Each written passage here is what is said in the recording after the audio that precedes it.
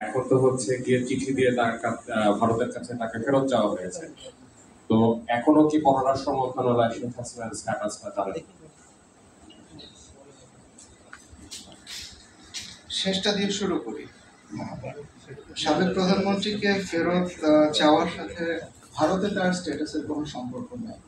সুতরাং আপনি যে প্রশ্নটা করেছেন এটার আসলে কোনো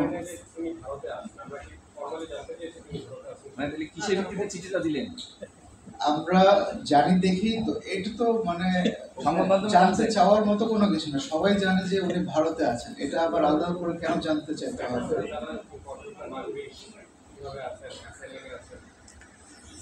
বাংলাদেশের নাগরিক হিসেবে আমরা বাংলাদেশের একজন নাগরিককে ফেরত চেয়েছি। এখানে ইন্ডিয়াতে উনি কোন স্ট্যাটাসে আছেন সেটা আমার জন্য বিবেচ্য কেন হবে?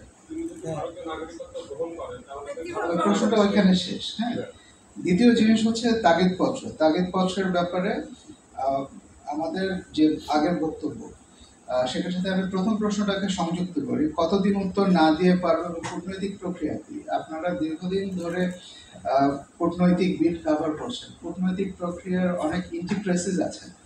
তো এটার মধ্যে সবকিছুর মানে ব্ল্যাক অ্যান্ড হোয়াইট উত্তর হয় না।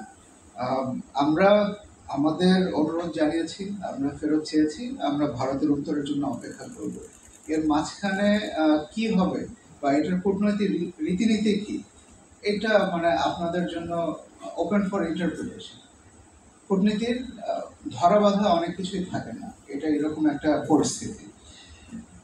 এখানে আবার মাননীয় পররাষ্ট্র উপদেষ্টা বলেছিলেন যদি নির্দিষ্ট সময়ে উত্তর না দেয় তাহলে আপনারা আবার রিমাইন্ডার পাঠাবেন, আবার তাদেরকে মনে করিয়ে দিবেন, এরকম একটা পয়েন্টও আছে।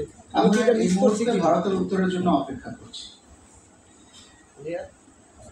টুরিস্ট ভিসার কথা বলেছিলেন, এটা আসলে পররাষ্ট্র মন্ত্রণালয়ের সরাসরি বিষয় না, এটা আমাদের স্বরাষ্ট্র মন্ত্রণালয়ের বিষয়।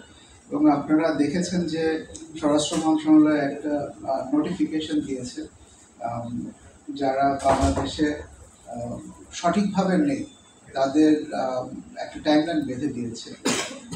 তো এটা ঠিক এটার সাথে যায় না, কিন্তু আমি আপনাকে যেটা বলতে পারি যে টুরিস্ট ভিসা নিয়ে এখানে কাজ করা এটা আমাদের মন্ত্রণালয়ের এখতিয়ারের মধ্যে পড়ে না। তবে আমি বিশ্বাস করি যে আমাদের সংশ্লিষ্ট মন্ত্রণালয় বিষয়টি বিবেচনার মধ্যে রেখেছে এবং তারা এটা নিয়ে কাজ করবে।